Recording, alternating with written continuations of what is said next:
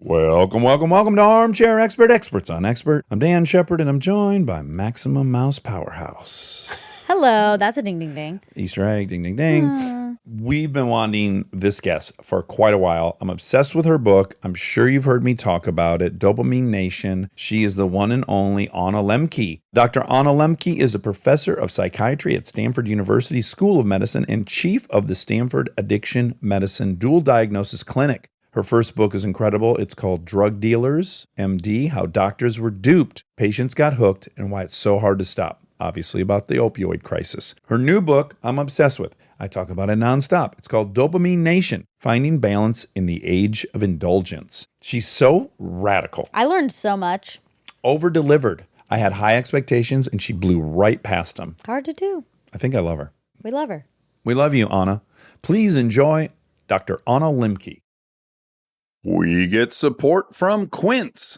So we've been talking about Quince a lot lately, and as we head into fall, it's the perfect time to reset your wardrobe with their amazing pieces. I think it's so fun to do when the seasons turn over to just spruce up your wardrobe with a couple specials, and Quince is the place. Totally. We're talking organic cotton, Mongolian cashmere, tailored chinos from just $60. Premium fit and quality you'd expect from a luxury brand designer. I love Quince. You know, I like it understated and subtle, and I like stuff that has high quality. And Quince checks all those boxes. I love a lot of stuff from Quince. Honestly, they have incredible premium denim, which is very important for fall. It's pretty much all I wear in the fall is denim. And Quince has such a good selection of quality denim. Their stuff is so versatile, timeless, and built to last that you just grab every single day without thinking. Right. And all of that for 50 to 80% less than similar brands. They go direct to ethical factories, cut out the middlemen, so you get all that quality without overpaying for it. We love that. And they do way more than clothes. They have bedding, cookware, bath essentials, travel must-haves, same deal, and great quality. Upgrade your everyday. Download the Quince app for app-exclusive offers or go to quince.com/dax. Get free shipping on your order and 365-day returns. Now available in Canada and the UK too. That's QUINCE.com/dax. We get support from Apple Gift Card. Back to school is here, and for many, that means some big life transitions. Whether they are heading into a new grade or setting up a dorm for the first time, you want to give them something that actually supports their growth and success. Apple Gift Card is a versatile solution because it takes the guesswork out of gifting. It's not just about a new pair of AirPods for focus. It's about giving them the invaluable chance to choose the digital tools and subscriptions that suit their unique journey. They can use it for productivity apps on the App Store, movie nights on Apple TV, or extra iCloud storage for all those new memories. With Apple Gift Card, it's so empowering to give the students their freedom to allocate their own resources. Celebrate their new academic chapter. Visit applegiftcard.apple.com to celebrate their milestones and gift one today. He's an armchair expert. He's an armchair expert. He's an armchair expert. Nice to meet you. I'm Dax. This is Monica. Thanks for having me. Well, I have to tell you, this doesn't happen a ton because I don't read that quickly. But occasionally I fall so in love with the book and I talk about it incessantly, which is the case of Dopamine Nation, and then just begging Rob and Monica around the clock. So I am really, really excited to be talking to you. Oh, thank you. That's great. That makes my day. Are you at Stanford currently? Yes, I'm in my office, and usually the Wi-Fi is good, but I'm noting that there are some glitches. Hopefully it'll be all right. You would think at Stanford, the Wi-Fi would just be top notch. And you would be wrong. We were interviewing somebody and I said, I don't know if it's our internet connection or yours. And he said, well, I'm at MIT. Oh, it was Eric Lander. Yeah, Eric Lander. It was very funny. The Chemical of More is the first book I read about dopamine, and it got me really, really interested in it. And whether you know this about me or not is I'm an addict, and I've been in recovery for like 18 years. I didn't know that, so that's good to know. Congratulations. Thank you. And your book, of course, is you speak so highly of us junkies, so I really appreciate it. So I think it just opened my heart and mind to your book in general. But you've worked with addicts as a psychiatrist for many, many years, yeah? Yeah. Can I ask you a question? A million. Okay. You use the word addicts, and in the medical field, we keep being told we shouldn't use that word because it's derogatory. Oh. And we're trying to have non-stigmatizing language. And I'm wondering what you think of that, because addiction is a term that everybody understands. Substance use disorder is a term that most people don't know what that is, although that's what's in the DSM. And we're not even supposed to use the word abuse. Like, you're not supposed to say you abuse drugs because abuse is considered stigmatizing as well. Just curious, your thoughts as somebody in recovery or somebody with the disease of addiction.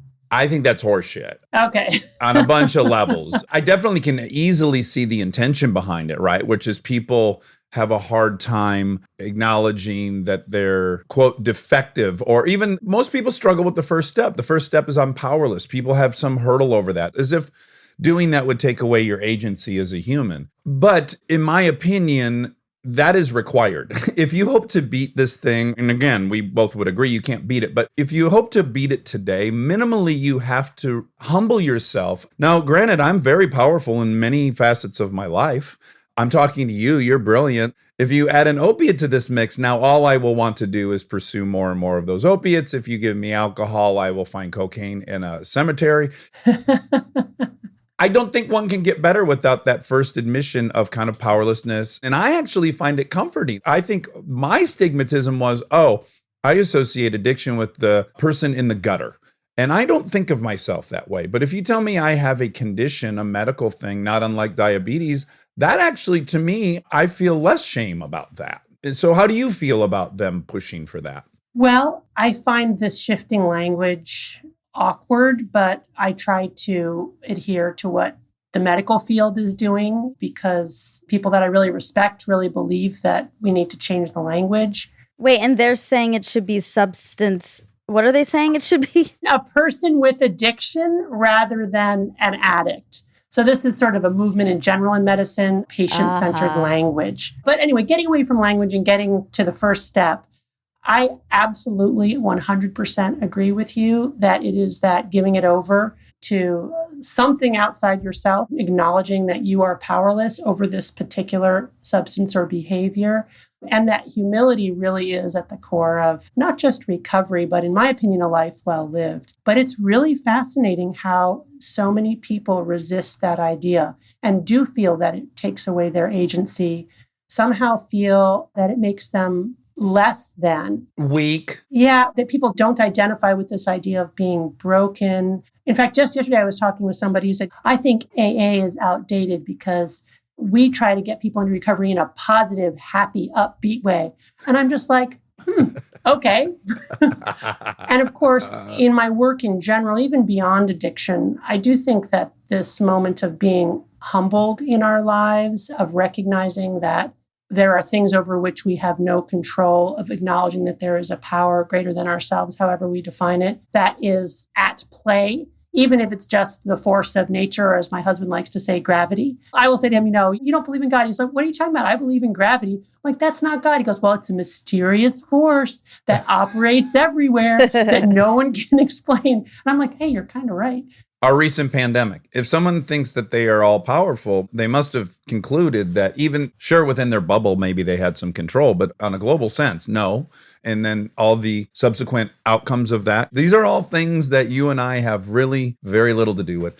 But I want to go even further with the addict thing. So I have been criticized on here, always by non-addicts, when I'll call myself a junkie or another person a junkie, and I'm sympathetic to it. They don't want to see their brother as a junkie. But I love that. I got a great friend that always says I'm Pete the Alkie instead of I'm an alcoholic. Like, we've passed that point where it was shameful, and we live now in a period of it without shame. And in that, we can have kind of fun and levity about it. And to me, I need to be in a place that is joyful and has some levity, because if it was just detention for the next 50 years, I wouldn't be there. Right. So you've taken a thing that you didn't want to admit, and that's highly stigmatizing identity in our society, and you've totally transparently embraced it. You can use humor, which is a very sophisticated form of defense. You've made it a part of your DNA, and that's great. That means you're comfortable with it.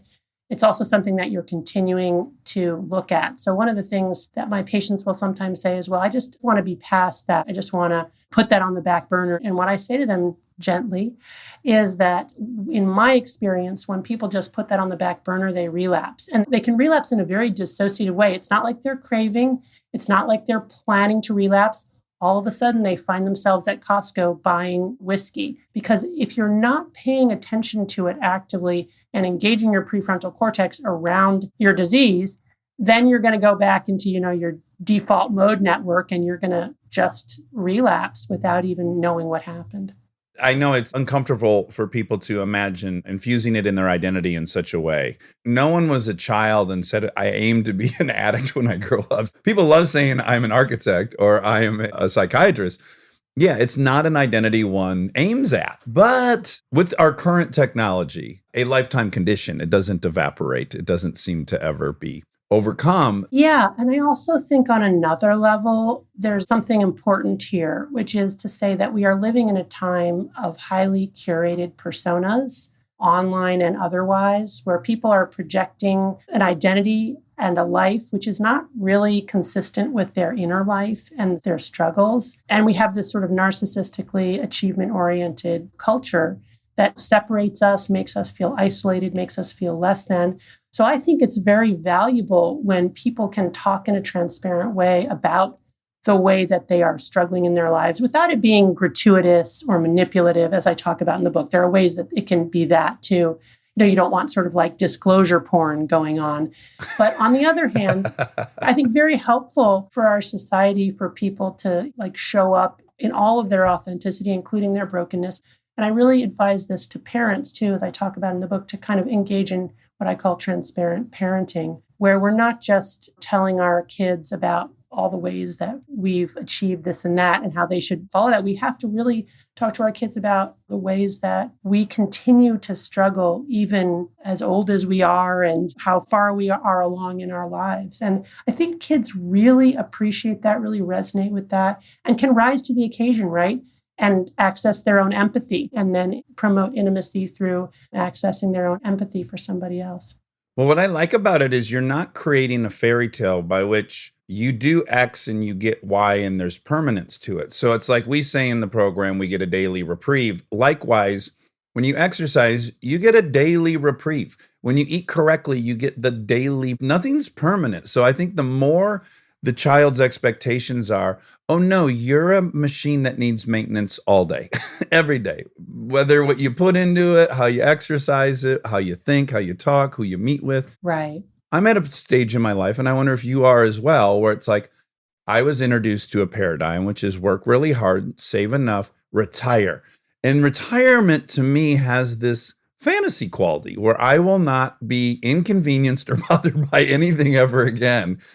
And I, A, wonder if I would even enjoy that state. And then B, is it not just another thing of like, oh, I could do the perfect set and be built forever? Of course not. What do you think about retirement as a concept? Well, I think that concept has pervaded my entire life. It's not even retirement. It's like, I can even remember as a 5-year-old when we were going to get on a plane and go to Europe. And I had never been to Europe. And I vividly remember the night before thinking, my life is going to change. And by that, I really meant my life is going to be much, much better than this life that I have now that I don't really like all that much. And it was really this very powerful fantasy that somehow I was going to get on this airplane with my brother. We were going to visit our grandparents in Europe. And this would be a transformed experience, kind of like taking a geographic at age 5. And it wasn't. And I've had that again and again and again. And like, how many times do you have to happen before you realize, wow, this is it? Like, right here, this is all there is. Yeah, I may sit in a different room around different people, but it'll be me there. It'll be me, and it'll be this life, and it will be life in general, which has moments of incredible joy and then otherwise is pretty hard. What made you get into addiction? I'm so curious about that. Yeah. So I went to Stanford Medical School, and then I stayed on for a psychiatry residency. And I was very open to treating all kinds of patients except patients with addiction. Oh, wow. Didn't want to have anything to do with them for a number of reasons. Learned very little in medical school about addiction. Learned very little in my psychiatry residency about addiction, which was normative for, the 1990s. And today isn't all that different. We're making headway, but we have a long way to go. And I also had what we often call negative countertransference because my father was a high-functioning alcoholic. Can I ask really quickly what part of the country you originate from? Well, we moved around a lot, but basically I mostly grew up in the Midwest outside of Chicago. Okay. I'm a Detroit person. Okay, there you go. So same general region. So what happened was that I had a patient who I had been seeing for about a year, targeting her depression, and she would come into the session and she would fall asleep mid-session, and I had prescribed her Paxil. And so I was thinking, oh my gosh, she must be one of these slow metabolizers. I should write a case report about this. This is how ignorant I was.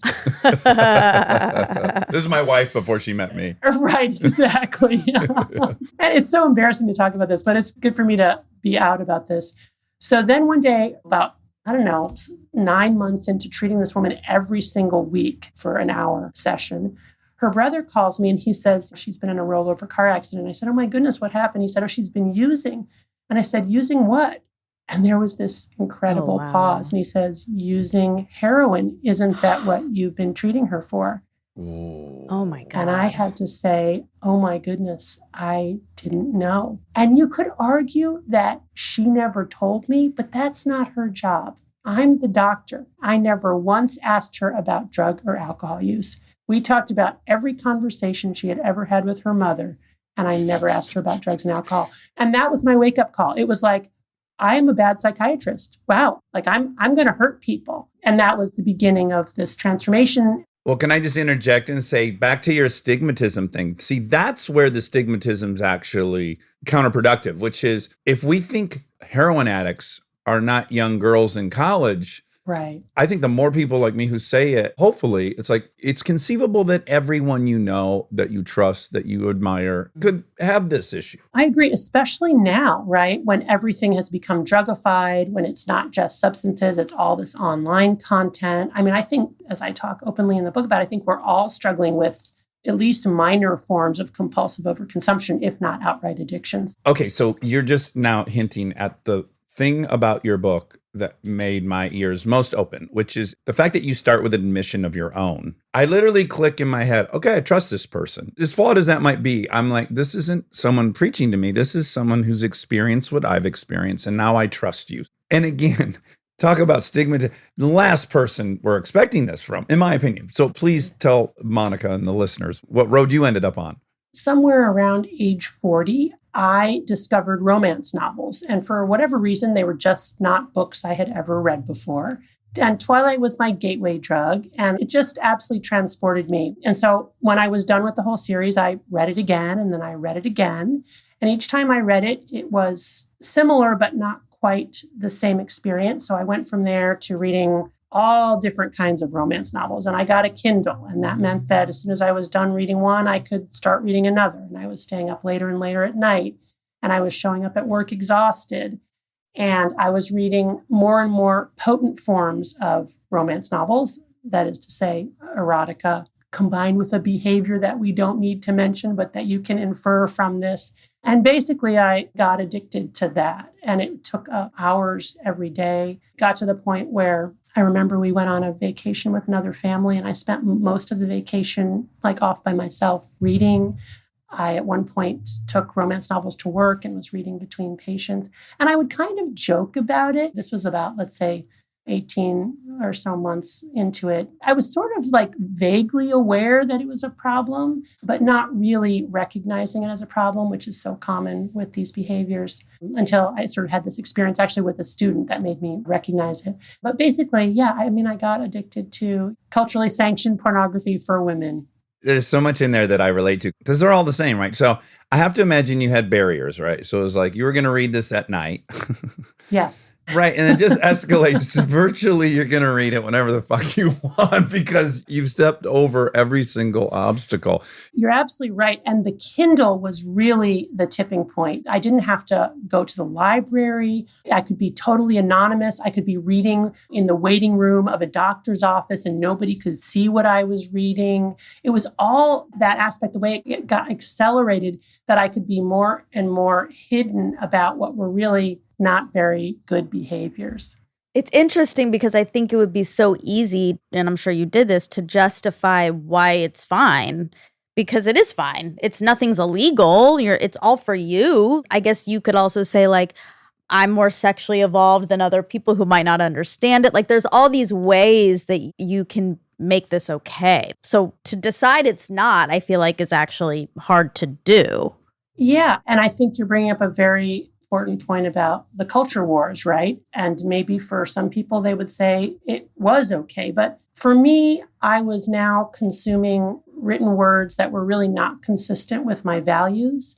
It was interfering with my goal to be a good parent and a good mother and a good doctor.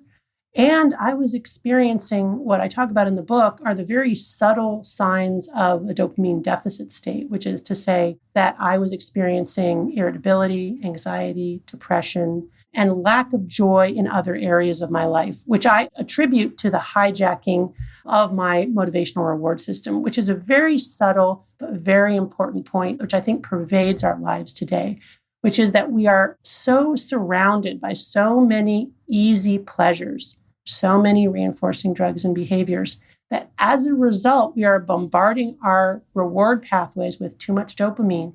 And to compensate, our brains have to downregulate production of dopamine and dopamine transmission so that we get in this dopamine deficit state where life is no longer enjoyable. Not because life is hard, but because it is too easy.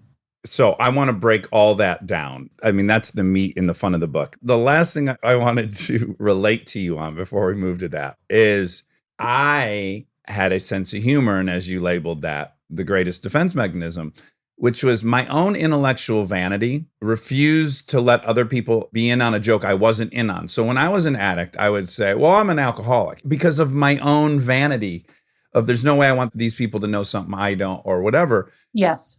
And so I would joke along with it for years. And it wasn't till I was standing in my kitchen one day and I go, oh, this isn't a joke. You for real cannot go a day without this. Like, I'm not in on this joke anymore. That's really powerful. Let's look at that for a second, because I do the same thing. And it's where I want to call out my character defects loud and clear before anybody else does, right? And by doing that, I make sure that I'm in control of who says I've got what kinds of problems. Because what I'm really terrified of is not being in control. That's really the ultimate terror. Yes, 1,000%. And then for me, my biggest nightmare would be everyone in the room has realized something about me and I was too slow to see it as like, whatever, my dyslexia baggage. Right. Yeah. Or worse yet, I've actually transgressed and harmed somebody because of some flaw that I didn't see. Yeah. Oh, God, this is so juicy because I'm just now embarrassingly endeavored in real therapy twice a week. And my gentleman has said to me, I'm prone to throw out a mitigating sentence, right? He'll say, why do you think you do blank? And I go, well, I'm sure you'll think da, da, da. And then I give my 3 reasons. And he said, I just want to flag that. As I thought about it, I was like, I'm trying to head off an embarrassment that you'll have known something I didn't know. Right out front, I'm going to say, I probably don't know this. You'll know better, but I think it's X, Y, and Z. Yeah, it's just protecting my ego the whole time. Yeah, it is. I recently had a similar exchange with my children. They're now teenagers, and they're a great, sort of like a good alternative to psychotherapy because they don't pull back any punches. You know, your kids will tell you exactly what they think of you. Because I'll go on and on about how I'm bad at this or this, I tend to do this. And as I was doing it, they were like, yeah, but you know, Mom, like you're always kind of blaring really loudly about all your defects. And it's kind of weird. It's sort of like you're not like letting anybody else tell you what's wrong with you.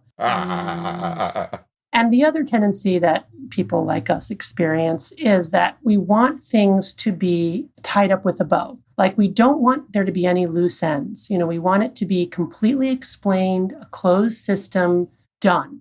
And so it's this rush to judgment that we really have to resist. And the ability to tolerate that ambiguity and that openness and the not knowing. Yeah. Okay, now tell us what dopamine is. In doing so, if you could maybe delineate the difference between dopamine and serotonin and epinephrine, and just tell us about these chemicals that are kind of regulating our mood. Okay, so dopamine, like serotonin and norepinephrine, is a neurotransmitter. Neurotransmitters are the molecules that bridge the synapse or the gap between neurons. Neurons are the workhorse cells of the brain. They're long and spindly. They work by conducting electrical signals in loops. But very interestingly, they have a little space, and that's to afford this fine-tuned control that's moderated through these neurotransmitters, these chemicals. Dopamine is essential to the experience of pleasure, motivation, and reward. It may be even more important for motivation than for pleasure itself. So there's a famous experiment where a rat was engineered to not have dopamine in its reward pathway, and it was found that the rat would eat food and seem to get pleasure from it. But if you put the food even a single body length away, the rat would starve to death. It wasn't motivated to get up and go get the food. Dopamine, interestingly, is also intimately associated with movement. So, for example, Parkinson's disease is a disease of degeneration of the substantia nigra, where you have dopamine-releasing neurons that are engaged in movement. And it's no coincidence that pleasure, motivation, reward, and movement are tied together, because for most of human existence, we have had to move our bodies to go get the thing that we want. That's no longer true, of course. Now, this wasn't in your book, but this was in Chemical More. It scales up into populations who have emigrated from places. So the people who got to America where people were dopaminergenically high, that they would cross this ocean to an unknown place. They had inordinately high dopamine levels. And then we as a result, right? Yeah, so that's right. I mean, we are evolved over millions of years of evolution to approach pleasure and avoid pain. We do that instinctively without thought. And the way that pleasure and pain are processed in the brain makes us the ultimate seekers, because every pleasure is transient or temporary and is followed by pain. And I often think of people with severe addiction as like people who probably were the most likely to survive in a world of scarcity and ever-present danger. But it's a liability today. Yes. Dopamine is not the only neurotransmitter involved in the experience of reward, pleasure, and motivation, but it's probably the final common pathway for all intoxicants. So, for example, psychedelics like LSD, for example, work primarily by releasing huge amounts of serotonin. But the ultimate thing that they do, or the final common pathway, is to release dopamine. Alcohol is actually primarily mediated by our endogenous opioid system. Cannabis works on the anandamide receptors, or our cannabis receptors. We actually make our own endogenous equivalent of the cannabis plant. And we have more cannabis receptors in our brain than any other type of receptor, which is really amazing. But again, cannabis ultimately also releases dopamine in the reward pathway. So you have these different ways that intoxicants act through different endogenous systems, but the final common pathway is to release dopamine in the reward pathway. And it's a way that neuroscientists have come to kind of measure the innately rewarding potential of a substance. I learned this through both the books, which is like if you track the dopamine when drinking. So the first two drinks, you get a large dose of dopamine because you know you have a novel or different or altered state ahead of you. Again, it's the promise of the reward, but then that dissipates after you've had two. And now you just enter intoxication, which most people find less pleasurable. Exactly. And this is really important to understand in terms of understanding what happens in the brain as people become addicted, that it's driven by the phenomenon of homeostasis and the innate biological drive to assert homeostasis. And the way that I talk about that in the book is to imagine that in your brain there's a balance, like a teeter-totter in a kid's playground. And that balance represents how we process pleasure and pain. And neuroscientists have found that pleasure and pain are indeed co-located in the brain. So the same parts of the brain that process pleasure also process pain. So for example, for me, my drug of choice is romance novels. I read a romance novel, I get a little release of dopamine in my reward pathway, and the balance tips to pleasure. But no sooner has that happened than my brain will work very hard to reassert a level balance. And it does that first by tipping an equal and opposite amount to the side of pain before going back to the level position. So that's the price we pay for pleasure. There's a cost. It's the after effect, the come down, the hangover, or even just that subtle urge to want to keep reading and not want to go into dopamine free fall. The other rule governing that balance, though, which is really how to understand how people get addicted, is that with repeated exposures to the same or similar pleasure, that initial response or deviation to the pleasure side gets shorter and weaker, but that after response gets stronger and longer.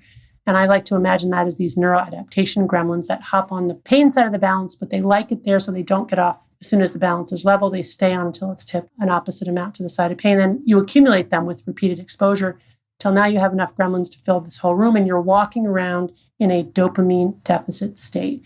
And that's the addicted brain. Once you're in that dopamine deficit state with those gremlins camped out on the pain side of the balance, you need more and more of your substance of choice to not even just get high, but just level the balance and feel normal.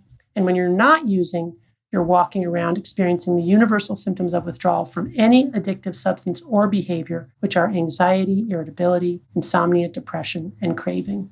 Yeah, so this is the brain exploding aspect of your book that I loved hearing. And I find myself repeating it to anyone who will listen, which is you have to enter this equation recognizing your body is going to balance itself. That is its primary objective. You are not going to hack that. And so I was curious, what are the chemicals released to balance the dopamine? It's a cascade of many different chemicals and hormones, but one of the main ones is cortisol. It's very clear that with any deviation from homeostasis, and by the way, a deviation from homeostasis is the biological definition of stress. So any deviation from homeostasis, we set off our endogenous adrenaline. There's a cost to us to have to do the work to reset that balance. So it's mainly driven by our HPA axis or the hypothalamic pituitary adrenaline axis. Often I don't think people recognize that all the drugs we take, we're not actually getting high on the drugs. We're getting high on the chemicals that are already in our brain. The chemistry set is already there. So all we're doing is blocking the uptake or inhibiting this. So this system is so clever in that life was a ton of suffering. You were freezing for 150,000 years as a hunting gatherer. You were in a tremendous amount of pain. You were in warfare. There was so much that God bless, the brain figured out how to soften that blow and allow us to keep moving forward in very adverse conditions, right? So it's just there probably initially to help us get back up from what is insufferable environment. Right. I mean, when you think about that pleasure-pain balance and the fact that for every pleasure, there's a cost, it does feel like some kind of cruel joke that Mother Nature would play, right? But if you think about a world of scarcity, it's absolute genius because it means that we are the ultimate seekers. No matter what we get, no matter how pleasurable, we will immediately keep looking for more. And that is what keeps us alive. Furthermore, there's the wonderful forgiveness of pain. So when we have a stimulus that causes initial pain, those gremlins that adapt the balance, they're agnostic to whatever the initial stimulus is. So with pain, they'll hop on the pleasure side. That means when we experience injury, our body has its own built-in mechanism to protect us from pain, right? It starts to upregulate our own endogenous opioids, our own endogenous cannabinoids, all of which are pain relieving. When people cut on themselves, the reason that feels good is because it releases a huge amount of our own endogenous opioids, the opioids that we make in our brain. The problem is that people develop tolerance very quickly to that phenomenon and it stops working. But it's a graceful system in a world of scarcity and ever-present danger. It's a terrible system in a world of ubiquitous pleasure in which we're largely insulated from pain. Stay tuned for more Armchair Expert, if you dare. This episode is brought to you by the new Max original comedy series, Stuart Fails to Save the Universe. From the world and creators of The Big Bang Theory comes a new comedy series. Stuart Bloom, comic book store owner and lovable underdog, accidentally breaks a device built by Sheldon and Leonard and kicks off a full-blown multiverse Armageddon. Now, he's on a mission to put reality back together alongside his girlfriend Denise, a geologist named Bert, and physicist Barry Kripke. Along the way, they're running into alternate universe versions of characters you already know and love. Check out the new Max original comedy series, Stuart Fails to Save the Universe, now streaming exclusively on HBO Max with new episodes Thursday at 9 p.m. Eastern. Subscription required. This podcast is brought to you by Squarespace. We've talked before about Rob building our website on Squarespace, and I bring it up again because it's a perfect example of what they do well. Rob had all the pieces, the content, the vision, the ideas, but he needed something to actually take all that and make it public facing. And Squarespace was that bridge. Maybe you're in the same spot. You've been developing something, a business, a skill set, a body of work, and it's been private. It's been yours, but at some point you're ready to put it out there, and that transition from private to public can feel like a huge leap. Squarespace makes it feel like a step. Beautiful templates, built-in SEO, email campaigns, scheduling, analytics, everything you need to go from "I've been working on this" to "here it is, come find me." All in one place, no code, no stitching together a bunch of different tools. So if you've been sitting on something and waiting for the right moment, this might be it. Head to squarespace.com/DAX for a free trial. And when you're ready to launch, use offer code DAX to save 10% off your first purchase of a website or domain. Back to school starts now. Get long-lasting battery life on the Dell XPS laptop powered by Series 3 Intel Core so you can work from anywhere. Now starting at $699 with exclusive student pricing starting at $599. And it's lightweight, portable, and packed with enough processing power to make multitasking a breeze. So say goodbye to distractions and hello to more free time because you finished your work faster. Complete your setup with savings on select monitors and more must-have electronics and accessories. Limited time deals and free shipping on PCs and more await you at Dell.com/deals. That's Dell.com/deals. This episode is sponsored by BetterHelp.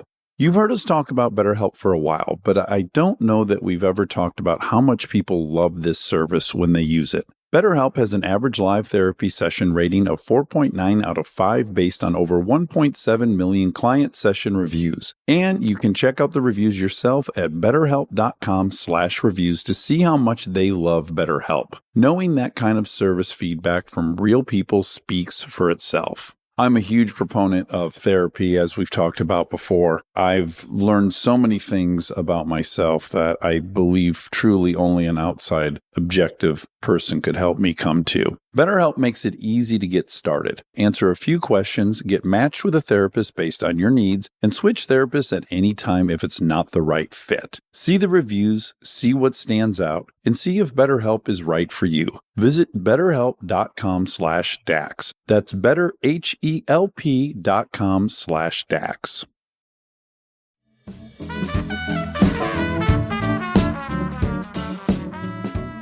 Am I right on this? I don't know who explained this to me, but as someone who had a bout with opioid addiction a couple years ago, my understanding of it is, right, you take this medicine and it blocks the receptors that would uptake the pain feeling. And that works. But then the body is so clever that it says, okay, we need to grow more pain receptor cells because clearly there's none being uptake, or whatever the past tense of uptake is. So in fact, the opiate addict is now growing more and more pain receptors. Is this accurate? Yeah, so this is the best way to understand this is, again, the pleasure-pain balance, but think of it in the context of a person who starts out with chronic pain, right? So they start tilted out to the side of pain. They take an opioid, they get relief from that, right? But the gremlins don't care where you started.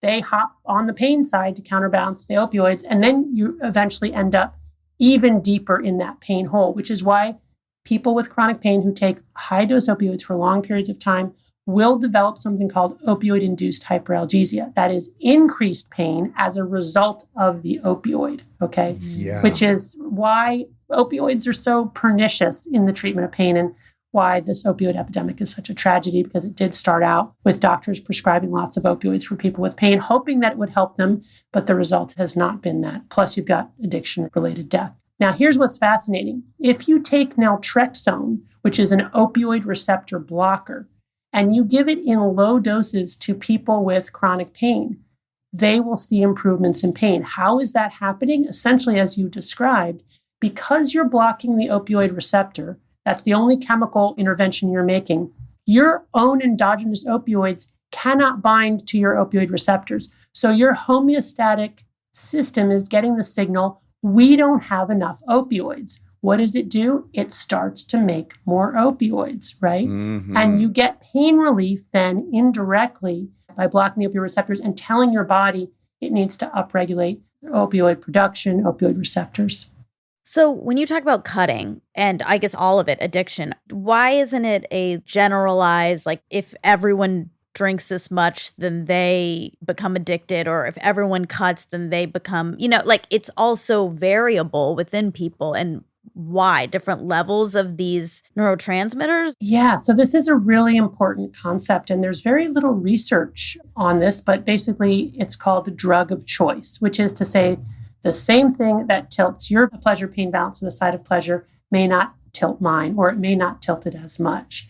If you think about this from an evolutionary perspective, it makes enormous sense. You wouldn't want everybody in the tribe going for the same berry bush, right? You would want some people to be really excited about berries and other people to be really excited about buffalo and other people to be really excited about finding a mate, right? So that together collectively, you end up with all of the things that you need because we are a hive. We're such social creatures and we depend on each other so much to sustain all of our needs. And so this drug of choice concept is really, really important. Furthermore, even within like people preferring one drug, they can have very different reactions to that drug. For some people, opioids are sedating, and that's usually how we think of them when we imagine opium dens. But for many people addicted to opioids, they're super stimulating, kind of like a little bit of a manic buzz. It all dates back to something called the self-medication hypothesis, which was first put forward by Sander Rado in the early 1900s. He was an acolyte of Freud's, who said that the reason that some people get addicted and not others is because they are self-medicating an underlying psychiatric or emotional problem. And if you could just figure out what that is, then they wouldn't use substances. By the way, what I'm leading to, just so you know, is to debunk the self-medication. Right. I know. This is the part of the book I was sad by, to be honest. Okay, well, good. Then let's talk about it. Yeah. And then in the 1960s or 70s, Ed Consian is the one who actually then came up with this idea that people with certain psychiatric disorders will get addicted to certain types of substances versus others. But if you look at that literature, it's not true. Anxious people like stimulants. People who don't have anxiety like stimulants, right? Unfortunately, it doesn't really pan out. It suffers from what often all this stuff suffers from, which is people want one leading cause. They're so attracted to a binary. Well, we figured it out. It's this, but I think it's probably not even comprehensive enough. But I think we would go genetics is in the stew. We would go trauma, childhood adversities in the stew. And then this is the part that I don't like learning in your book. And unfortunately, it might be one of the strongest components of it, but it's accessibility. Because I hate that. I want to be kind of anti-war on drugs, I don't know, let's treat the illness. But walk us through the power of accessibility. There are many risk factors for addiction. I divide them into three basic groups: nature, nurture, and neighborhood. There's certainly a heritable component. If you have a biological parent or grandparent with addiction, you're more likely to get addicted even if raised outside of that substance-using home. Nurture really matters. As you mentioned, trauma, serious trauma increases the risk. But also there are some protective factors. If you have a parent who knows where you are, knows what's in your backpack, knows how you're spending your free time, you are less likely to get addicted than a parent who doesn't know those things. But then finally, neighborhood is really, really important. What we mean by neighborhood is things like social determinants of health. Unemployment is a risk factor for addiction. Poverty is a risk factor for addiction. But so is simple access to the drug.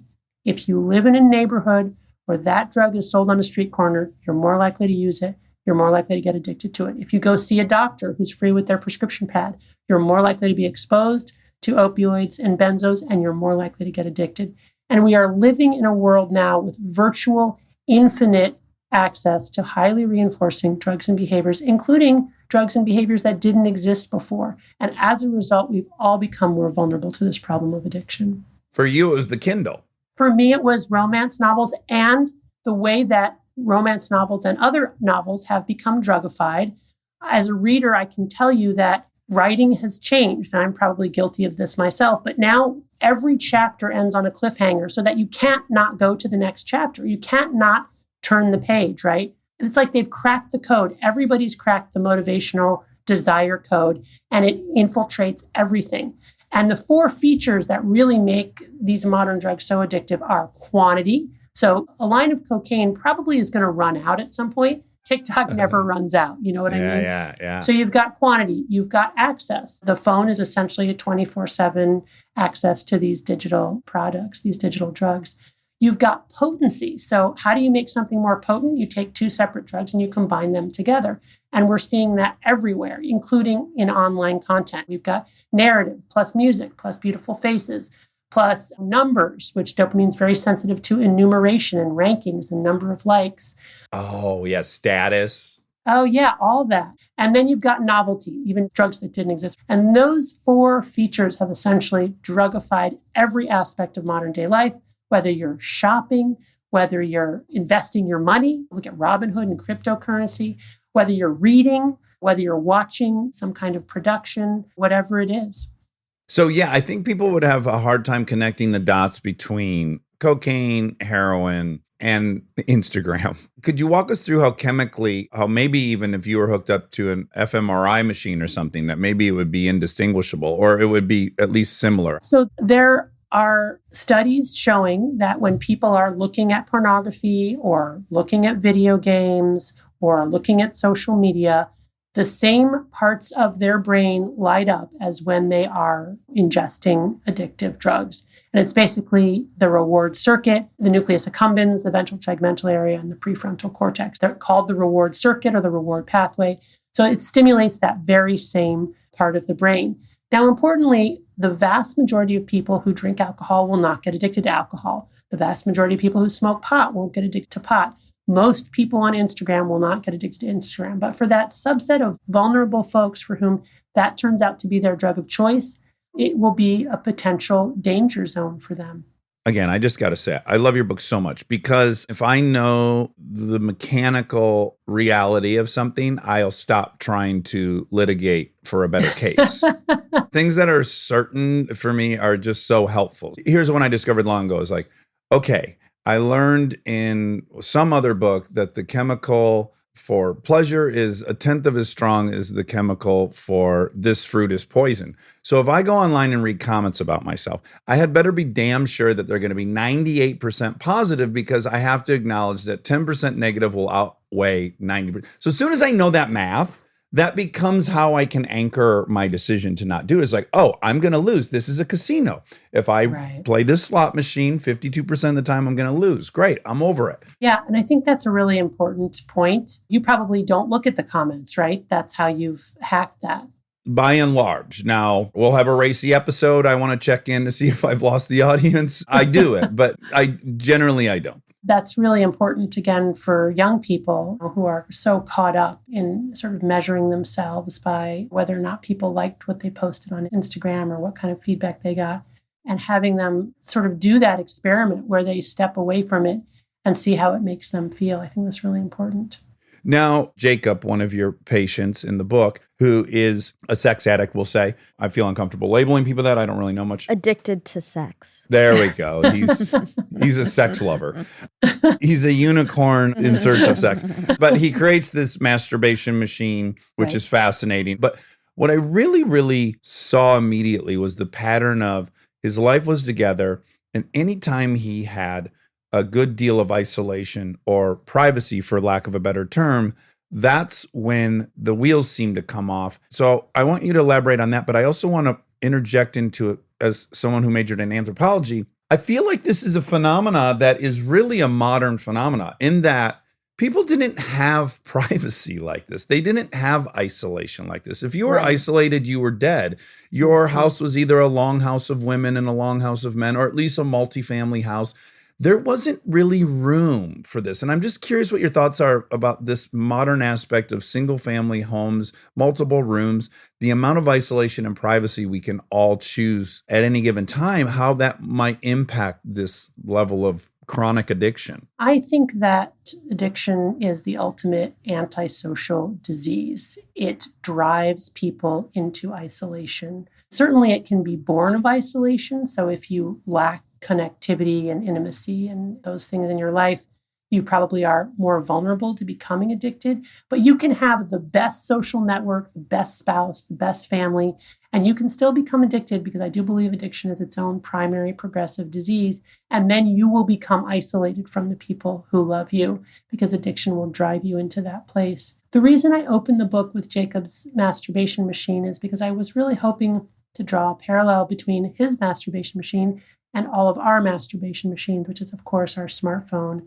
and our other digital devices, by which we can now meet so many of our needs, our emotional needs, our intellectual needs, even in some ways our physical needs, which further drives us apart, because we need each other traditionally for all of those things, for emotional intimacy, for sexual intimacy, to learn things. We need each other. And yet now, you can just Google stuff. And so I think it's very, very scary to see the ways in which, we are splintering apart. Of course, the internet is also a wonderful source of meaningful and good connections as well. So it's not that it's all bad, but there is definitely this dark underbelly that I think we need to take a good hard look at and begin to think about, what kind of relationship do we really want to have with technology? Do we really want a metaverse? Is that really where people want to ultimately spend their time? I don't know.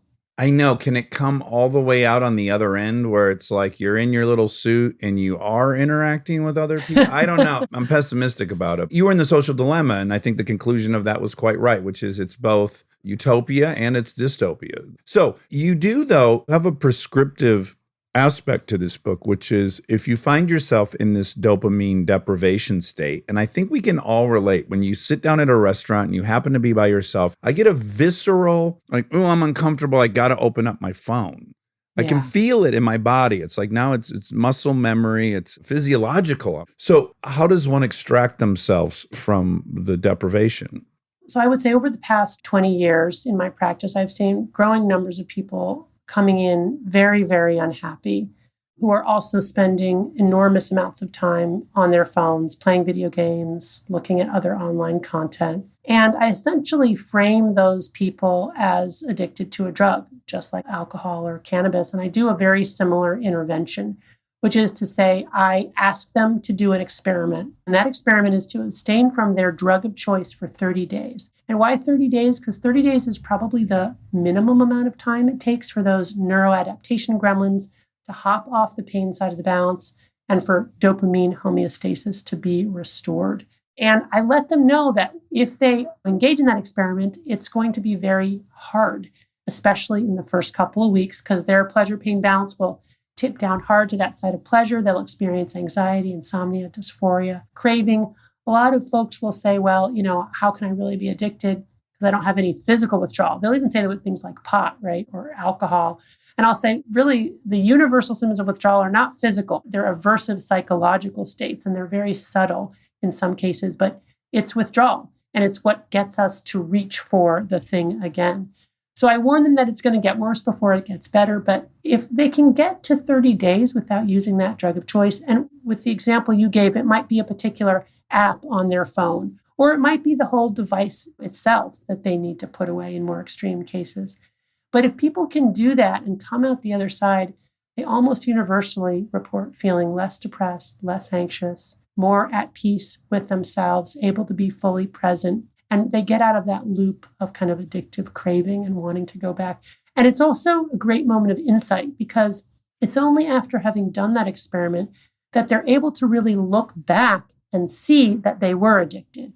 So when we're chasing dopamine, we do not see it ourselves, and we can't see true cause and effect. We feel like, oh, this just is helping my anxiety. But in fact, it's contributing to the anxiety, but you require some distance in order to get away from that. Yeah, and as someone who has gone through that in probably the most extreme fashion, both like detoxing from opiates, detoxing from drugs and alcohol, detoxing from marijuana, I guess the encouraging thing I would say is, like, if you can make it through day one, you can have the optimism of, well, that was the worst one. And then tomorrow's going to be just a tiny bit less miserable. And then when you plateau, the sense of, oh my God, I have my brain back is incredible, because the preoccupation with our addictions, or at least my preoccupation, is so all consuming. And even people listening to this may have something running in the back of their mind that they can't wait to check, that text they heard that buzzed, whatever it is, you just recognizing, like, Oh my God, the racket was very loud and I didn't recognize how loud it was. That is a very nice state to get to. Yeah. So the amount of mental real estate that gets occupied by thinking about our drug is really incredible. And I think, again, let's look at the smartphone because we can almost physically feel a place in our brains where our smartphone lives. And that's always tethered in some umbilical cord way. Where is my phone? When will I be getting to it next? And so I think to be able to get to that point where you're not feeling that, it's both scary and liberating at the same time. But let's focus on scary first, because I think it's important to acknowledge the ways in which that mental preoccupation, even though it's a burden, also makes us feel safe because it circumscribes our life in a way that feels like, okay, I don't have to deal with like the abyss of what is my real purpose and meaning in life and what are we actually doing? Because I'm way too preoccupied with like the four corners of this tiny little world that I've built. And so in a way, it's horrible, but in a way, I would be so afraid to leave this cage. Yeah. If we do, and we get out and we see that we can go without, and then these incredible vistas open up and we're free. And like, we all want to be free, but we're constantly putting ourselves in these cages. It's incredible. Now, often I'll be here to say that your story is very dangerous to you. It's like something that has to be regularly checked in on what story you're telling yourself. But I would argue it also has this great upside, which is I'd be lonely without it. I get it. I feel lonely and I check in with it. And that's great. But then the story you're telling of your life, I want you to zoom out and think, okay, why am I lonely? Is there a solution to loneliness? If I didn't have this thing, how long would I sit in loneliness before I would act? And I would find something that actually got rid of the loneliness to begin with. I would maybe be calling more people. I wouldn't be sitting here alone. Whatever it is, it definitely is the solution temporarily to the feeling, but it's not a long-term solution. So when we take the long view of the narrative of our lives, what do we want to say about our lives? Really, the moment that occurred to me was when I was up at 3 a.m. reading 50 Shades of Grey, and I got about halfway through. My husband was asleep. I was exhausted. I should have gone to sleep hours ago. And I was reading about butt plugs. I'm not into any of that, right? And I'm like, what? And it was the moment. It was really the moment. It's like, what am I doing? And I closed the book. By the way, I had like done all these sort of rationalizations that, 50 Shades of Grey, it's like a modern day Pride and Prejudice. Like I, mapped on the characters to Elizabeth Bennet, all these weird things. And I was like, no, Anna, you're reading about butt plugs at 3 a.m. Put this away and like change your life. The other thing that was really important for me is, again, like the salience in other things that used to give me joy, that was gone. In retrospect, I could see that it was related to this hijacking of my reward pathway.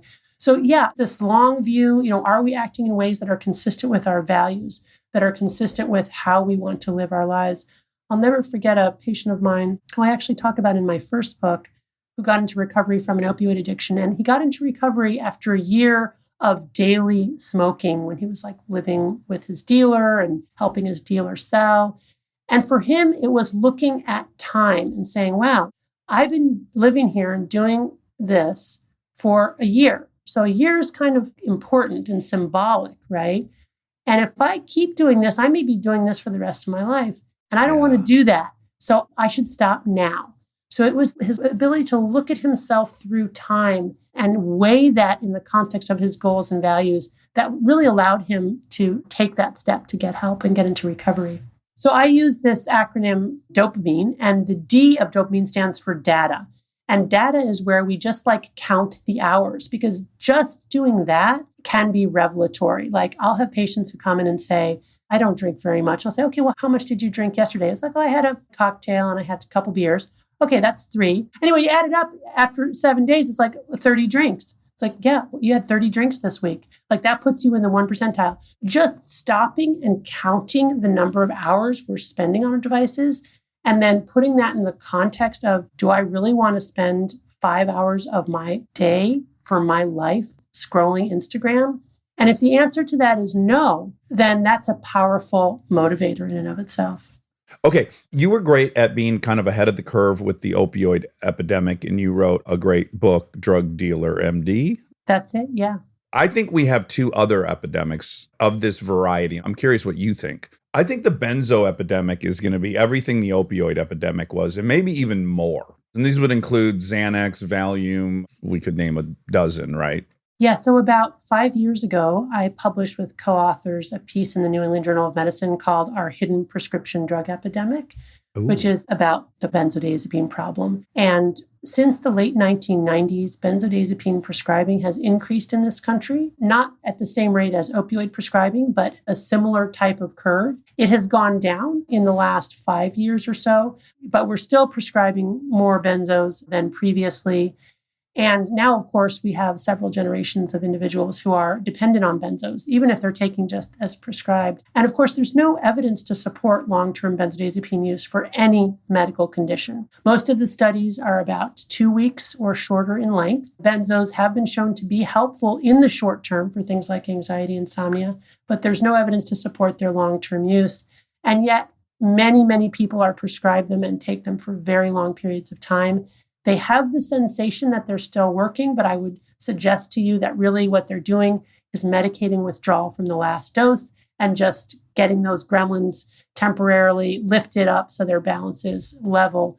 They're not really treating any longer the underlying anxiety. This is like my nicotine addiction. Yeah, I don't get any buzz. I just get relief from the agitation. That's right. I interpret it as a good feeling, but it's really just The lack of a bad feeling. exactly. Yeah. I absolutely agree with you. We have both a benzodiazepine sort of illicit misuse problem because, of course, people have normalized pill taking and think they're safe. That's made even more dangerous by the counterfeit pills that are out there now. Fentanyl, yeah. Yeah, terrible. I know that all these people in my meeting have been coming in the last 4 or 5 years with children ODing from what they think is Xanax because it's fentanyl. I think that maybe that's when I started going like, oh, this is clearly off the rails. There's a huge black market for it, and it's not even a benzo anymore. This is a very, very traditional AA thing. It's Suboxone. So Suboxone's regularly prescribed to people who can't get over the opioid addiction. And I see two categories for it. So one I'm a little bit in favor of. You have all these parents of these young children in Appalachia, and their kids are going to die if they're not on Suboxone. You just look at the recovery rate at that age group from that drug, and I can definitely be sympathetic and go, yes, I'd choose alive over dead. There is then, for me, you're just on another drug. So it's like we're not ever going to address the underlying ism. We're not going to find tools for living that would alleviate the need for the medicine. So it also seems like a dead end. I'll even go on as far and say, great, so you're just afraid of death. So what if every child has installed in them some Narcan so they can feel free to OD as much as they want, and then it self-deploys Narcan, then your kid will always be alive. Is that enough? It's in the same premise. So tell me the pros and cons of Suboxone. I think there's other ones that are similar to it. I mean, I think your first assessment around this, we are in crisis now. We've got people dying, right? If you think of it like a dam that's exploding and you've got people drowning, we're not going to sit there and sort of cogitate on how we should have built the dam differently. Or teach swimming lessons as Right. opposed to throwing out life rafts. We're just going to be trying to pull people out of the water and save lives. And so that's kind of where we are now. But also, I would suggest to you, again, using the analogy of the pleasure-pain balance and people getting into this addicted dopamine deficit state, the idea with sustained abstinence is that with enough brain plasticity, those gremlins will hop off, homeostasis will be restored, and that person will be able to engage in a fulfilling and flourishing life just like everybody else. However, there is this hypothesis that no matter how long some people abstain, their pleasure-pain balance is permanently broken and that they will not be able to reassert baseline homeostasis. So essentially, they're going to be walking around in this dopamine deficit state the rest of their lives. It means that they will never be able to engage in recovery work and a meaningful life because they're just constantly white-knuckling it, trying not to reach for their drug and not to relapse. So when I think about buprenorphine, what I think about is that it's a way to level the balance for people who otherwise might not be able to.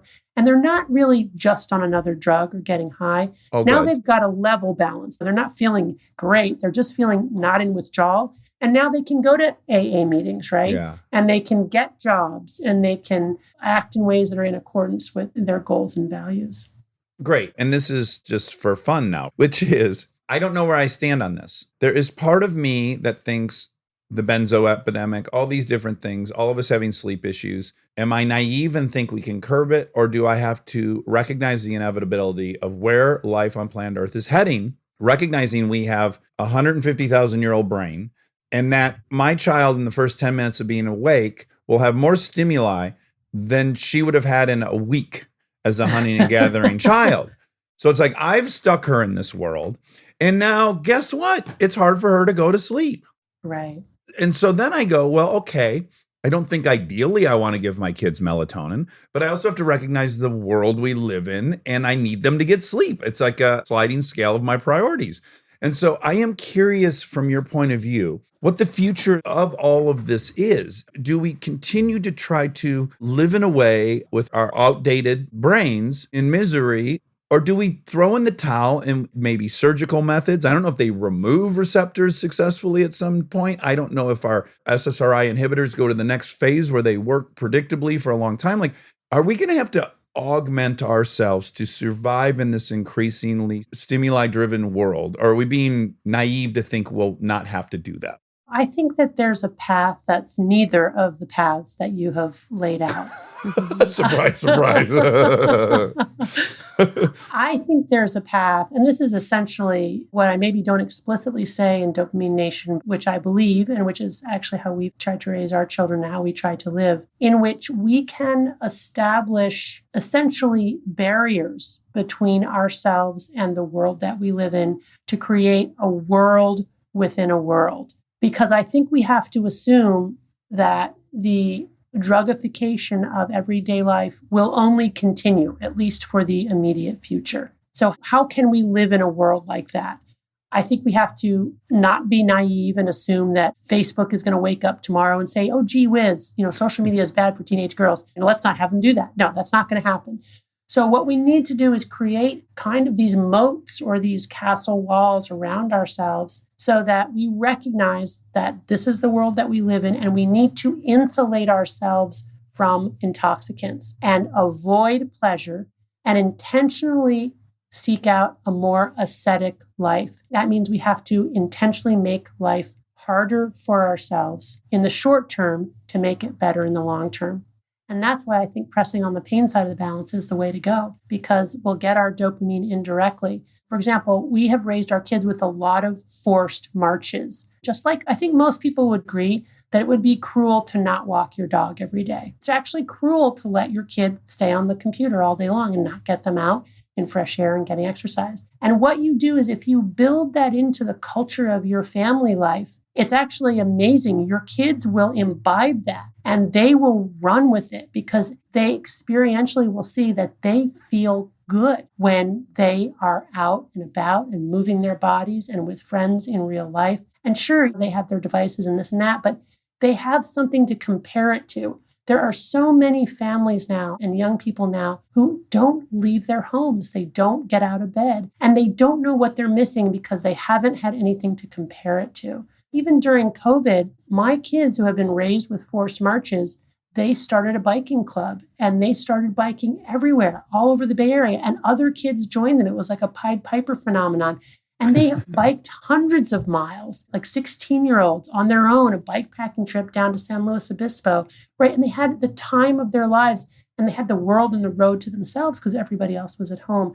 So really, that's what I believe that we need to do. I'd love to see that incorporated in addiction treatment. So much of mental health treatment, we're sitting around talking. That's good, but talking and thinking about emotions only goes so far. People need to know what to do. Yes, to act your way into thinking differently. Yes. Right. Yeah. And they need to know, okay, don't eat this, don't do that, but do this and do that. And essentially do things that are hard in the short term to feel better in the long term. Well, that's the big silver lining of your book. The last chapter, which I love and took to heart, I've tried to implement it as much as I can. I don't have the right equipment quite yet, but as you point out, when you add dopamine to the one side of the seesaw, the body is going to react with more than that share, and you're going to have an asymmetrical cost reward. It's going to cost you more ultimately than the reward first gave you. But the converse is true, which is really exciting. So Cold plunges. There's a bunch of data in your book about cold plunges. If people do a cold plunge between 5 and 10 minutes, the after effect, the heightened dopamine, can last 2 to 3 hours. So if you give yourself 10 to 20 minutes of suffering, you get this asymmetrical positive thing. Now that I know this, I can't not know it. So now I try to build my day around, I have to work out. That's miserable, but I get a sustained bump for hours. If I could cold plunge in the morning, and I got the whole family doing it. So now the little girls, Great. yeah, they're getting in the cold pool and we have to sit there and time ourselves, or we listen to songs. That's easier than timing. I aim to structure my day in like 4 periods of suffering because I want to die a dopamine junkie. I just want to do it right. I want the cost reward to work in my favor. So I still want to seek it, but I'm very embracing of your notion of suffering followed by sustained heightened mood. That's great. And I'm so glad you're doing it together with your kids. I really think as a culture, we need to reframe pain. This idea that pain is dangerous, that we need to avoid pain, that we need to distract ourselves or comfort ourselves constantly, and instead say, no, you know what? We are wired for pain. That's essentially how we evolved. We live in a world that has us completely insulated from really not even just painful experiences, physical experiences, period. Which is part of the appeal of drugs. It's a very physical experience, right? Yeah. So we have to find a way to be re-embodied and to do things that are hard so that we can reset our dopamine reward pathways and get that kick that we want, because we are creatures of desire. It's not like we're going to be able to just not have pain and not have pleasure and like hang out. No, we need that friction and that intensity, but there are good ways to get it and there are not good ways to get it. Yeah. I like even removing good or not good because there's somehow implicit a judgment. It's just, do you want a 10x outcome or do you want a negative 10x outcome? That's right. Yeah. Who knows what's good or bad, but you'll know from the outcome in essence. Right. Do the experiment. Right? That's the key, and see really how you feel. Yeah. I love your book. I love talking to you. I'm so glad we got to do this. It's been so fun. We've been invited to go up to Stanford to teach. Oh, gosh. We got to cash in on that. We do. And when we do, we're going to definitely try to find you. We're going to sniff you out. Oh, yeah, that would be wonderful. Yes. Yeah. Where are you teaching? We don't know. We were invited by Nina Vasson. I mean, I don't know how real the invite was. It but was real. It was in writing. Yeah, but she said we should come do a little lecture. A or little something. guest lecture. Yeah. Oh, yeah, that would be great. Maybe we could have you do grand rounds or something. Well, now we're Yeah. friends with Huberman, you, Yes. Nina. I mean, by God. It's just because we're obsessed with fancy schools and we want to say that we taught at a fancy school. We've created a term, in fact, unifile. We're super susceptible to that status. Us little primates over here. Well, so much fun. Thanks again for giving us so much of your time. And again, I hope we get to see you in the 3D version. Oh, it was my pleasure. Really nice talking with you. And if you're ever up here in the Bay Area for any reason, even separate from teaching here at Stanford, let me know and I'd love to grab coffee or something. All right, wonderful. Thank you so much. You're welcome. Bye-bye. Stay tuned for more Armchair Expert, if you dare. Thank you to our presenting sponsor, HP, for supporting this episode. Parents, you've got enough on your back-to-school list right now. Ink cartridges do not need to be on it. They just don't. The HP Smart Tank printer uses a refillable ink tank and comes with up to 3 years of ink included. It's the last printer you'll ever need. To learn more, search HP Smart Tank. This episode is supported by Helix. So I've had my Helix mattress for a few years now, and I still love it just as much as the first night. That says a lot because a good night's sleep is very important to me. Sleep is everything. And what's great about Helix is that it's not a guessing game with finding the right mattress because they have over 20 models, so you can find the one that actually fits how you sleep. And with that summer heat upon us, Helix has cooling upgrades that can get you the best rest even on hot nights. I have a Helix Midnight Luxe mattress. I really like the level of firmness it has, but that might not be right for you. They have so many options and you just go take the quiz and it is perfectly matched for your needs, which is incredible. I also highly, highly recommend the cooling upgrade, especially in the summer. It makes your sleep so much better. If you're still tossing and turning on a mattress that's not working for you, just trust us on this one. Go to helixsleep.com/armchair for 20% off site-wide. That's helixsleep.com/armchair for 20% off site-wide. helixsleep.com/armchair. We are supported by Auto Trader. All right, if you've been putting off car shopping because it sounds like a whole thing, buying your car online on Auto Trader makes it way easier, really. You can shop tons of cars online, compare prices, check financing and trade-in options, all from wherever you are. And if you want to start online and go to the dealership for a test drive, you can do that too, really. What I like is the flexibility. Start online, finish at the dealer, or the other way around. Your info stays with you, so you're not starting the process from scratch. Plus, you're working with local dealer listings, so you've got real people helping behind the scenes. And when you're ready, you can pick up your car or have it delivered. Really. Buy your car online on Auto Trader. Really. We get support from Skims.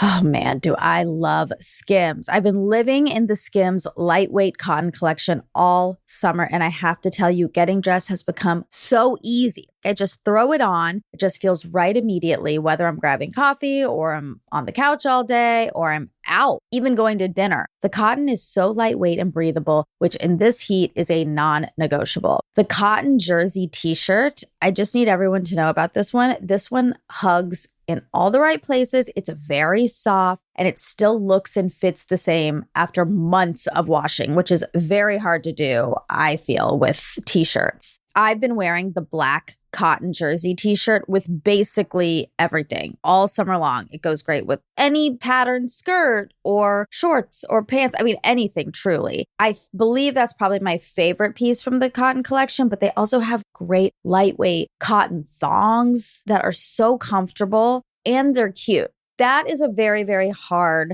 mix to achieve, especially with undergarments. I feel if you can find some that are cute, but also comfortable and do the job, that is a win. And Skims has really, really figured that out with the lightweight cotton collection. Shop Skims cotton and all of my favorite pieces at skims.com. After you place your order, be sure to let them know we sent you. Select podcast in the survey and be sure to select Armchair Expert in the drop-down menu that follows.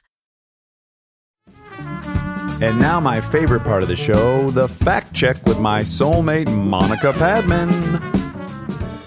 We are wearing matching pants today. Same brand and everything. Danny Ricciardo pants. Danny Rick gear. Uh-huh. Me and teal. What would we call this color? Yeah, I would call it a teal. I resist calling it teal because I don't like the color teal, but I love this color. Turns out you do love the color teal. You know, the color teal that was always etched into my mind is what they painted the Chevrolet Cavalier in the 90s. And every rental car was this terrible teal. Oh. It's like they ordered too much of it, General Motors, and they were just plastering it on everything. And it scarred me. So it's not that teal. It's not Cavalier or Corsica teal, but it's a darker, it's a richer It's teal. rich, it's bold, it's a jewel tone. Oh my God, a jewel tone. That's what you call this. Oh, because you're in an earth tone. Yeah. Terracotta Warriors. Mustard.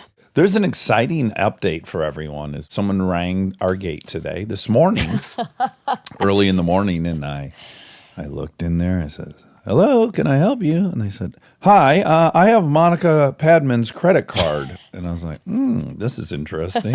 Entrez-vous. And it was a neighbor. It was a neighbor. Yeah, it was your neighbor. It's actually the house directly in between you and I.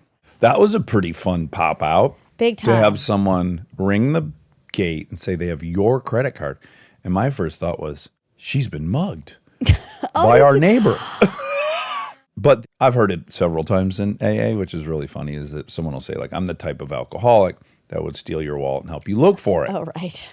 So it would have been interesting if she had mugged you. Yep. And then wanted to be a good Samaritan and turned in your credit card she had stolen. Yes. Well, that didn't happen. Sadly. I had friends in town, and I took them to my house to see a before. Of course. You started to get willy-nilly with your credit cards? Well, no, I Are thought you guys chopping up lines? no. Oh, my God. I had fuzzy pants on that had zippers. So I thought I was doing great. Everything was zipped up. But then I must have unzipped and taken out my phone and the card must have fallen out. Okay. I realized this pretty shortly after we left. Well, we just walked to the street and they were calling an Uber and I was going to walk home. And I was like, oh, shit, I don't have my credit card. It's probably at my house. Okay. Because I walked. Your apartment. No. Your Like I house, knew it was in okay. my pocket zipped up. So I knew that it was just like, 50 feet away, most likely. Yeah. But I decided to go ahead and cancel it. Why didn't you go look? I felt rushed. Oh, okay. That seems like so much more trouble. Me too. I would walk like 5 miles to avoid dealing with waiting for my credit card to get mailed and all that. But I felt And rushed. I memorized the number, and now I got to rememorize Got it. the auto pay on so many. Oh my God, you got to reset all of your auto pays. I forgot about that part. That part is annoying. If I had known the neighbor was going to drop it off to you by Monday morning, I wouldn't have cared. But Well, surely not. I was in a rush to get to the wedding festivities. And it was hot out. Okay, there's another variable. And my house is a mess. Like, who knows where that thing is? It could be in that mosquito pond. It could be anywhere. Well, they found it. Yeah. If you find my credit card in the woods, you got to give me a drug test. Why would my credit card be out in the field? You follow me?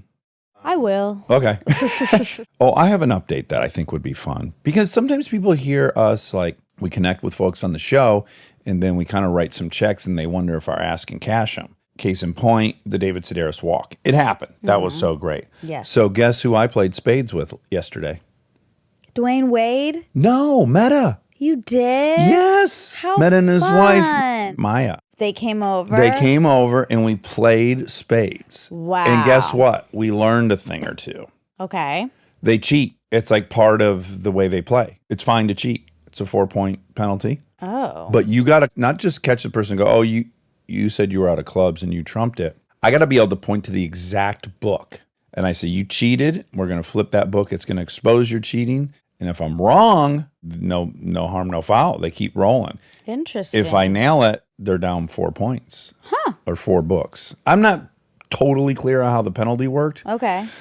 But anyways, because I knew this was part of their strategy, I had to be all over what hand was this, what book. Okay, I think that's suspicious that he was out of hearts at that moment. That's the second book they got. 2 of hearts, I got to remember. It's another layer. It's another to pay layer. attention to. But it was really fun. It was really Good. sweet. Yeah, my kids thought it was quite a riot that there was somebody so much bigger than me in the house. Yeah, that's a cool full circle.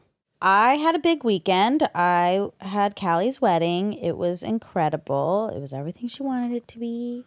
No snafus. Anyone get too drunk? Fall on Yes. anything? Oh, People good. did get too drunk, which was a sign of a good party. Oh, good. Dancing? So much. Booty bumping. Oh, yeah. Oh my God, Big was time. it full on? Yes. Because that was the crew that did all the booty bumping, That's right? right. And was everyone doing the same dance as from college? Booty bumps? Oh, we were definitely booty bumping. Okay. Yeah. When we did kept saying that, like, we're back at Firehouse. That was our big bar. Booty club. bump spot. Yes. Okay. And Wow. it was so fun. That is incredible. It's really special to get to see, The full maturation of a human. yeah, the progression Yeah. of everyone. For us, since we all went to high school together, looking around at all the different places we are all at, it's lovely. One of our friends couldn't stop crying. Oh, great. Yeah, and it was hilarious and really sweet. Boy or girl? Boy. A boy. Good for him. Why was because he was in love with Callie and she was gone forever now? No, he was just like so moved by everything. Oh. But I think by just all, Did you all of love us. it? Yeah, of course. Yeah. Of course Did you I get loved PQs? Yeah. Oh, good. Always. Well, congratulations to the bride and groom. Callie and Max forever. Thigh guy. She gets those thighs for life. Oh, listen, the thigh guy won. The best thigh one. The best thigh one. That's what it was.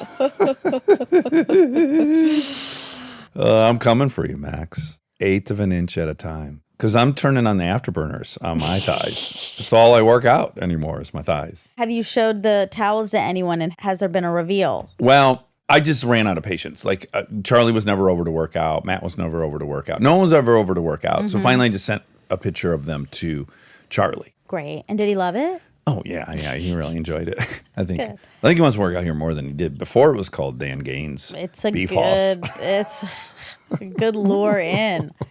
A good hook. If you're going to have a home gym, you might as well fucking name it. It's so much more Might fun. as well. I'm going to. Yeah, go out to Dan Gaines, to the Beef House. Hoss. What would mine be called in opposition to yours? Maximum Mouse. Powerhouse. Maximum Mouse Powerhouse. That's pretty good. Yeah. That really came out quick, and that was good. Yeah, PQ Paradise. Maximum Mouse Mouse's powerhouse. But that's confusing because... I just threw Gaines, and you can infer. Oh, really? Yeah, I just did a Z. I didn't even do an apostrophe. I don't know if they do apostrophes in embroidery. I don't know enough about embroidery, as it turns out. But when you see the title, do you understand that it is Dan Gaines's Beef Hoss? Oh, actually, no. Oh my God. How would that work? Dan Gaines. Well, I Beef thought you were Hoss. just saying like a bunch of funny words together. No, it's Dan Gaines. He's a guy. Yeah. Dan Gaines. And that's you. Well, Yeah. on my best day. Dan Gaines's Beef Hoss. I see. Yeah, Dan Gaines Beef Hoss. I didn't know that until now. All right, so I'm trying to rethink it now through your lens. It's just a lot of words together. But Just it's like still fun. It's still very funny. fun words. And to me, it was like Dan Gaines is one thing, and then Beef Hoss is another thing, all connected. So similar. Similar. Yeah. You did realize that Dan's last name was Gaines. Yes. That's the most important thing to me. Yeah. Okay. Oh boy. This was a really fun episode because Anna Lembke, addiction, dopamine nation. Yeah, I really had a good time bonding with her over our vanity, how we make jokes to head off someone else laughing at Yeah. our stupidity. Yeah, it was a real nice zzz. Connect. You know when you connect? Yeah, and you get a zzz. Yeah. Yeah, I like that. We are supported by HP. If you're a parent or you know one, like I do, or you can help take care of kids, you already know what August feels like. It's not summer anymore, it's the pregame. The supplies list, the forms, the "we need this printed by tomorrow" texts that come in at 9 p.m. And I say this as someone who's been on the receiving end of those texts in a former life. You're ready to help, and then the printer says no, out of ink, blinking at you, useless. It's such a small thing, but it will absolutely derail your night. So when I heard about the HP Smart Tank printer from HP, America's most trusted printer brand, I thought this is the kind of thing that actually makes life easier, not in a big flashy way, in a one less crisis way. Instead of those little cartridges that run out the second you need them, the HP Smart Tank uses refillable ink tanks, and it comes with up to 3 years of ink included. 3 years. That's 3 back-to-school seasons without the cartridge panic. HP can't fill out the forms for you, but they can make sure the printer is never the reason you're up past midnight. Search HP Smart Tank. I wouldn't mind getting her into Dan Gaines Beef Hoss. Wow. She's into suffering to promote dopamine. That's true. Yeah. And Dan Gaines is a great place to suffer. It's yeah, also also because the black mold. You're Yeah. also hurting yourself. Killing yourself. Okay, so where was Wi-Fi created? Okay. Wi-Fi was created in the Netherlands. Congratulations, Netherlands. Dr. O'Sullivan and his team of engineers credit for pioneering the development of Wi-Fi technology. Born in Australia, the engineer, he's born in Australia, received his university education at Sydney University. O'Sullivan made his revolutionary invention while working in the Netherlands' Dwingeloo Radio Observatory in 1977. Oh, that's before the internet. Okay, so he figured it out early. Okay, but Carnegie Mellon was the first campus-wide wireless internet network. Oh, not MIT. Exactly. Well, listen, there's a lot of credit and there's a lot of embarrassment to go around. First of all, Australia, well done, mate. Netherlands, well done. I don't know, what's that sound like? And then Carnegie Mellon, well done, boy. Oh, That's what I think You of. made it stuffy. Yeah, exactly. Upper crust, So many judgmental, mixed messages. condescending. We love these fancy schools, we but then hate 'em. also Well, you do. yeah. I don't. I would never make a stuffy voice about it. Have you tried our Wi-Fi? Max, It's campus-wide. don't make them feel bad for being smart. That's not okay. That's just as bad as making someone feel bad about being stupid. I hope they have beef Wellington today at the commissary.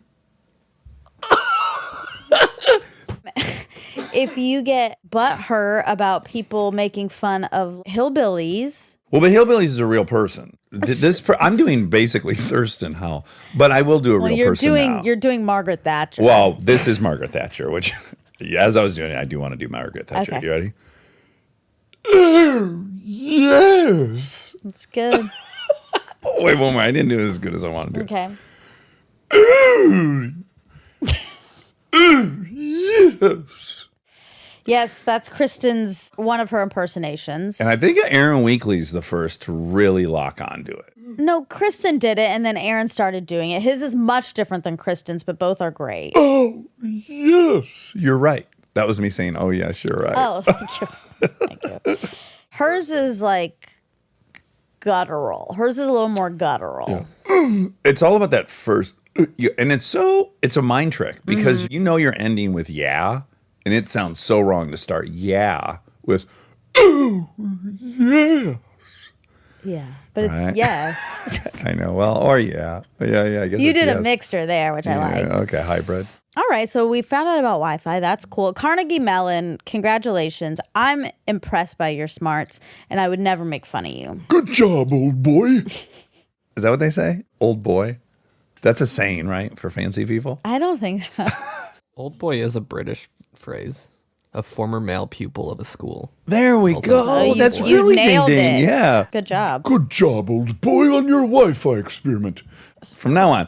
So when we're out and about, Okay. you and I, Getting a burger, probably. Oh, yeah. Oh, I'm so hungry. I can't wait. I'm gonna get my medium rare, of course. That's. Oh, look at this guy. Megalith. Oh, that's a good role reversal. You're megalith. But anyways, yeah. If you could throw out a like, well, we should ask old boy how it was. Like if he just left the burger restaurant. Okay. All right. Oh, this guy. Oh, good. People are coming up. There's probably room. Hey, old boy. How was the burger? Tasted like shit, man. Oh, I just think he says man at the end of every sentence. he seems angry. He did not like the burger. Oh, man. You can't make everyone happy. There's an old boy ding ding ding about an upcoming guest. Okay, I never heard of that. Or that. Or that. But okay, great. So that was an Easter egg.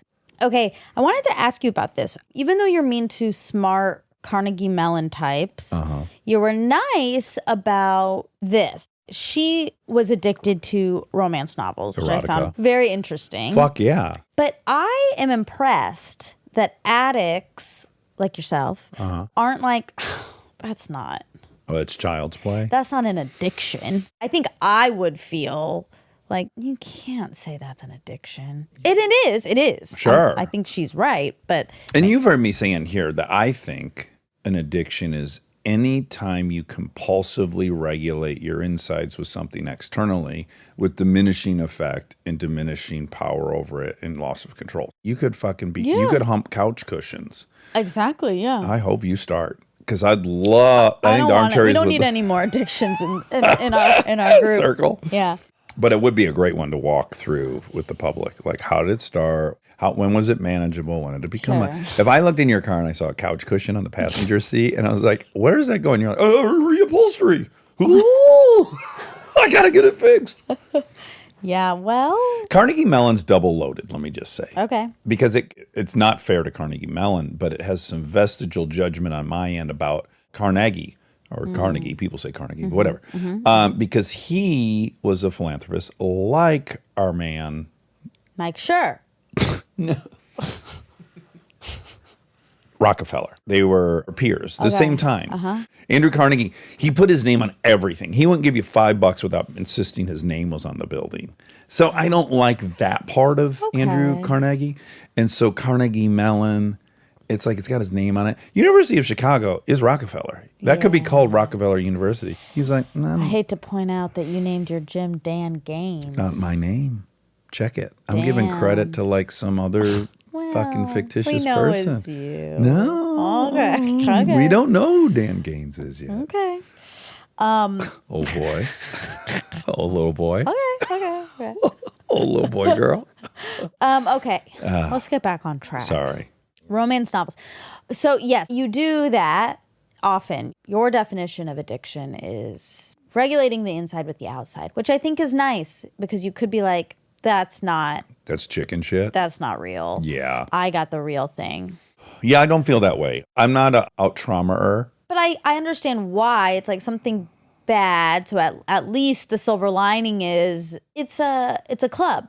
Yep. Yeah, it's interesting. Oh, this is great because we were watching Jon Stewart's new show on Apple Plus. Have you checked it out? I have not yet. I checked out the first episode of it, and it's really, really great. And it was about guns, and he illuminated the most fascinating aspect of this that I had no idea, which is that 60% of mass shooters have a domestic violence conviction.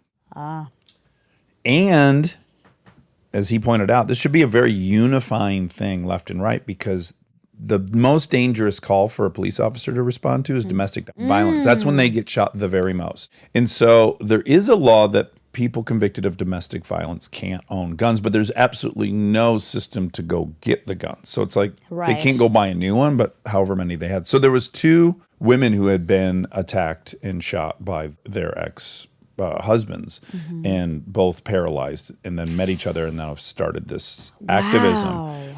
And they were introduced as survivors. And then the conversation came up about that term, survivors. It's a very interesting term. So I won't speak on their thing. I'll speak on mine of being molested. Like I would never want to be called a survivor personally. I like that I was a victim in that situation.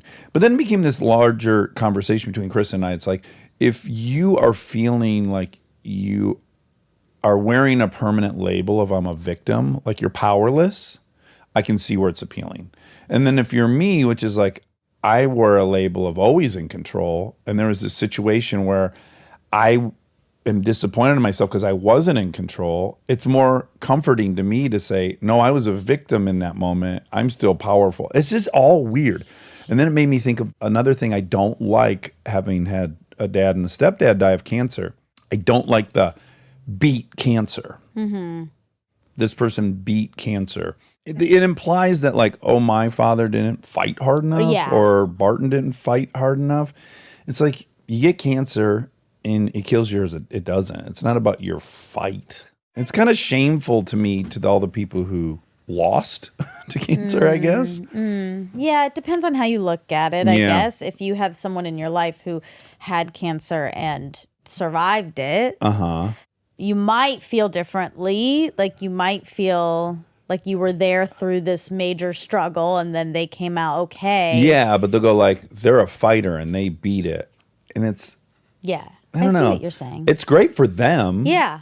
I guess what I'm saying is I found myself on the other side of one of those things where I don't love it myself. Now, I cannot love someone. I'm not pushing for anyone to stop. Like I don't give a fuck with people. But I'll just say that like that's one of these where I'm on the other side and I might be on the other side going, oh, gives a fuck what people say. Right. But I'm acknowledging, to me, it's like everyone who gets cancer fights cancer. Yeah. And everyone fights as hard as their body will allow them to. Yeah. Yeah, that it makes you feel emotional.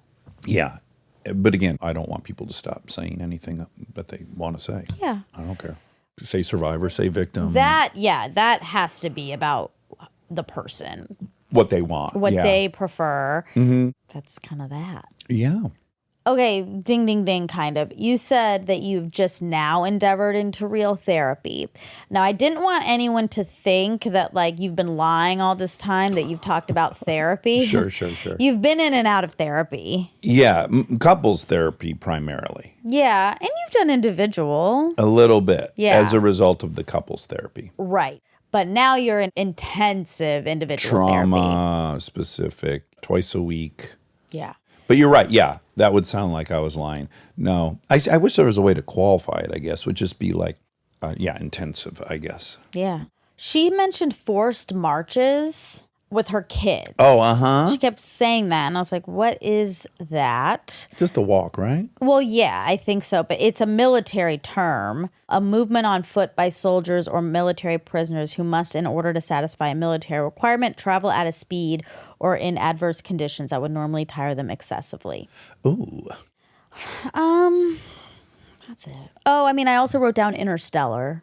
Oh, because you went and saw it. Because of Brian Cox and because of David Farrier. It's his favorite movie. Mm-hmm. He encouraged me to watch it, and then I did. And you were sad. Yeah.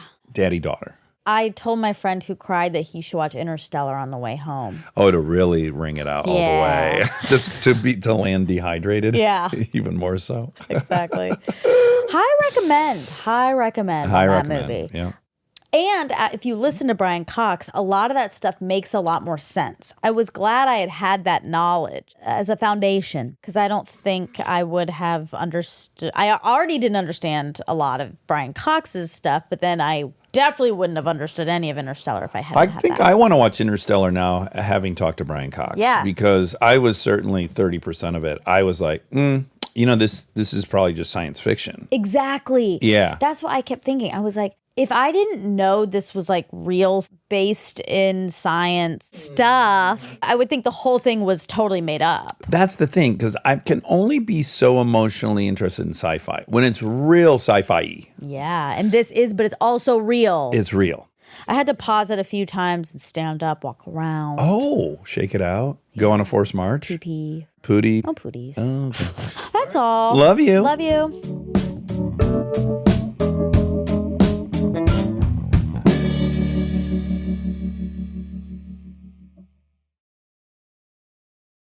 We are supported by Allstate.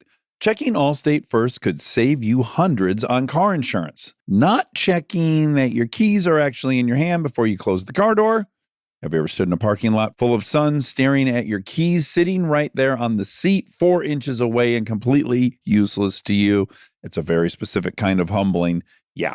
Checking first is a good idea. So check Allstate first for an auto quote. It could save you hundreds. And for fast, reliable help when you need it, add an Allstate roadside plan today. You're in good hands with Allstate. Potential savings vary. Insurance and roadside assistance plans are subject to terms, conditions, and availability. Insurance provided by Allstate North American Insurance Company, Northbrook, Illinois. Roadside assistance plans provided by Allstate Motor Club, Incorporated, an Allstate affiliate.